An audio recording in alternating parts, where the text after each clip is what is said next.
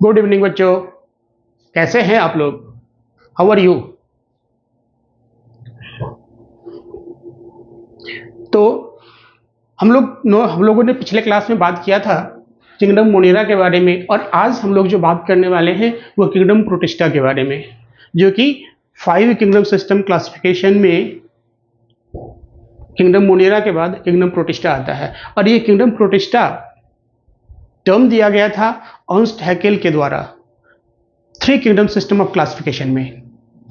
मैं पंकज, आपका biology educator, और आप हमारे साथ हैं अपना प्यारा सा YouTube channel campus of biology के साथ। तो इसमें ये टॉपिक शुरू करने से पहले मैं एक इन्फॉर्मेशन देना चाहता हूँ, क्योंकि क्लास 12th के वैसे बच्चों के लिए, वैसे स्टूडेंट्स के लिए जो अगले साल बोर्ड एग्जाम देने वाले हैं, उनके लिए मैं जेनेटिक्स पर एक वीडियो लेक्चर लाने वाला हूं, क्योंकि मैंने जो अनुभव किया है वो जनरली क्लास 12th के बच्चों के लिए जेनेटिक्स समझना थोड़ा सा मुश्किल होता है, थोड़ा सा डिफरेंट है, और ये जल्दी लोगों को समझ में नहीं आता है, बच्चों को समझ में नहीं आता है। तो मैं वैसे स्टूडेंट्स के लिए जो क्लास 12th के का बोर्ड एग्जाम देने वाले हैं नेक्स्ट ईयर, उनके लिए जेनेटिक्स और उसका एप्लीकेशन यानी बायोटेक्नोलॉजी, इस पे मैं वीडियो लेक्चर लाने वाला हूं। तब तक के लिए थोड़ा सा इंतजार कीजिए। और अभी हम लोग किंगडम प्रोटिस्टा पे आते हैं। किंगडम प्रोटिस्टा, इसके अंदर ऑल यूनिसेलुलर यूकैरियोट्स आते हैं। यूनिसेलुलर सिंगल सेल होगा, माइक्रोस्कोपिक होगा, और यूकैरियोट्स यानी यू मीन्स ट्रू और कैरियन शब्द आता है न्यूक्लियस के लिए, यानी इनमें ट्रू न्यूक्लियस होगा, वेल डिफाइंड न्यूक्लियस होगा, विथ न्यूक्लियर मेम्ब्रेन होगा। न्यूक्लियस जो होगा वो न्यूक्लियर मेम्ब्रेन के साथ होगा। साथ ही इसमें all membrane bound cell organelles are present, यानी गोल्गी बॉडीज होगा, एंडोप्लाज्मिक रेटिकुलम होगा, और जितने भी तरह के राइबोसोम होगा, जितने भी तरह के सेल ऑर्गेनेल हैं वो सारे इसमें प्रेजेंट होंगे। साथ में गैमेट्स फॉर्मेशन भी होगा, और गैमेट फॉर्मेशन होगा तो माइटोसिस भी होगा, मियोसिस भी होगा। क्योंकि माइटोसिस को हम लोग क्या कहते हैं, इक्वेशनल डिवीजन, जो कि सोमैटिक सेल्स में होता है, जबकि मियोसिस जो है, मियोसिस ये रिडक्शनल डिवीजन होता है, और इसमें नंबर ऑफ क्रोमोसोम हाफ हो जाता है, और ये जनरली जर्म सेल में होता है, जहाँ की मेल और फीमेल गैमेट बनता है। और जब मेल और फीमेल गैमेट बनेगा तो जाइगोट फॉर्म भी करेगा। इसके बाद हम लोग बात करते हैं प्रोटिस्टा के हैबिटेट के बारे में। सबसे पहले तो क्लासिफिकेशन देख लेते हैं कि किंगडम प्रोटिस्टा को कितने क्लास में डिवाइड किया गया है, क्लासिफाई कैसे किया गया है। तो पहला जो इसका डिवीजन है वो फोटोसिंथेटिक, सैप्रोफाइटिक और पैरासाइटिक। फोटोसिंथेटिक प्रोटिस्टेंस को भी फर्दर क्लासिफाई किया गया है, क्रायोसोफाइट्स, डायनोप्लाज्मेट्स और यूग्लिनोइड्स। अब ये इसके on the basis of habitat ये कहाँ पे पाए जाते हैं। जैसे कि क्रायोसोफाइट्स की बात अगर करते हैं तो ये marine as well as fresh water, दोनों ही जगह पे ये प्रेजेंट होता है। Marine as well as fresh water दोनों ही जगह मिल जाते हैं।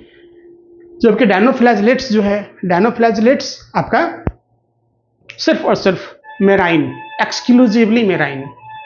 इसके अलावा यूग्लिनोइड्स सिर्फ और सिर्फ फ्रेश वाटर में। बट ये तीनों के तीनों फोटोसिंथेटिक होते हैं, अपना फोटोसिंथेसिस खुद करते हैं, और ये similarities with kingdom Plantae kingdom के साथ सिमिलर फीचर होता है फोटोसिंथेसिस के मामले में, क्योंकि ये फोटो ऑटोट्रॉप है। इसके अलावा जो सेकंड टाइप है वो सेप्रोफाइटिक यानी इसको कहा जाएगा ये फंजाई के साथ सिमिलरिटी दिखाते हैं, फंजाई के जैसा इनका फीचर मैच करता है फंजाई से। इसके अलावा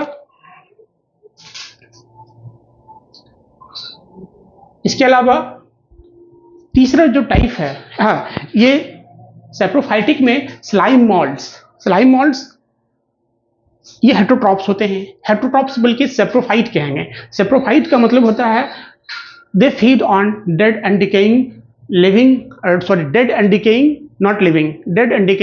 ऑर्गेनिक मैटर, चाहे वो प्लांट हो या एनिमल हो, दोनों ही डेड एंड डिकेइंग। इसके बाद तीसरा जो टाइप है वो पैरासाइटिक है। पैरासाइटिक या होलोजोइक मोड ऑफ न्यूट्रिशन के बेसिस पे है ये। तो इसमें आपको प्रोटोजोन्स आते हैं। ये प्रोटोजोन्स जो है कुछ एक खास करके अमीबा वगैरह को छोड़ के बाकी सारे के सारे पैरासाइटिक होते हैं, डिजीज कॉज करने वाले होते हैं। और किसमें? तो बोथ प्लांट एंड एनिमल्स, दोनों में they are parasitic and disease causing on plants as well as animals, दोनों में ही। अब एक चीज है यहाँ पे, ओहो शी यहाँ पे क्या है? प्रोकैरियोट्स। इसमें प्रोकैरियोट्स को एक्चुअली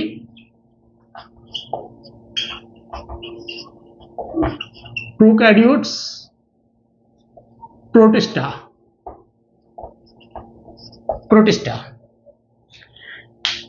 को एक्चुअली कनेक्टिंग लिंक कहा जाता है, क्योंकि या आप ये कह सकते हैं कि इसका कोई डेफिनेट वेल डिफाइंड बाउंड्रीज नहीं है। प्रोकैरियोट्स और फंजाई, प्लांटी और एनिमेलिया, इस दोनों के बीच का कनेक्टिंग लिंक आप कह सकते हैं, क्योंकि फंजाई जो है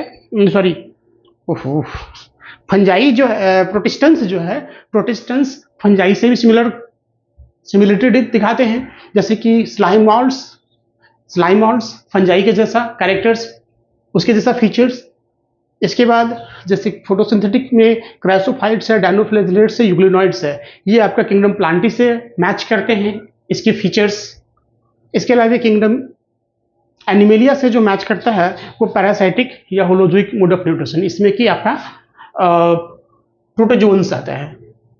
प्रोटोजोन्स, अमीबा, आपका प्लाज्मोडियम एक्सेट्रा, ज़्यादातर ऑलमोस्ट डिजीज कॉजिंग होते हैं, both in plants as well as animals. ये तो रहा इसका क्लासिफिकेशन। इसके बाद अब इसके हम हैबिटेट और सेल स्ट्रक्चर के बारे में बात करते हैं। तो इसका हैबिटेट जो है, इसमें हम लोग पहला क्रायोसोफाइट्स को देखते हैं। तो क्रायोसोफाइट्स में दो ग्रुप है, डेस्मिड्स, जिसके बारे में हमें बहुत ज़्यादा जानकारी है नहीं, उसके बारे में हम नहीं पढ़ते हैं, क्योंकि उसकी बहुत ज़्यादा कुछ जानकारी उपलब्ध नहीं है। दूसरा है डायटम्स के बारे में कुछ जानेंगे। डायटम्स क्या है? Fresh water and marine. चूंकि क्रायोसोफाइट्स, ये फोटोसिंथेटिक जो है क्रायोसोफाइट्स, वो both marine as well as fresh water, तो ये फ्रेश वाटर में भी मिलेंगे, मेराइन में भी। Cell wall is made of silica. Cell wall इसका सिलिका का बना होता है। सिलिका इंडेस्ट्रक्टेबल होता है, इसको आप डिस्ट्रॉय नहीं कर सकते हैं, क्योंकि इसको इसलिए डिस्ट्रॉय नहीं कर सकते हैं कि इसके लिए कोई एंजाइम इसको डाइजेस्ट करने के लिए उपलब्ध नहीं है। तो ये इंडेस्ट्रक्टेबल है और इसके कारण ये एक डायटोमिसिस अर्थ बनाता है। जो डेड सेल इसका होता है, डेड सेल, वो उसके डिपोजिशन से, उसके एक्युमुलेशन से एक डायटोमिसिस अर्थ बन जाता है। बिलियंस ऑफ ईयर्स लगता है इसमें।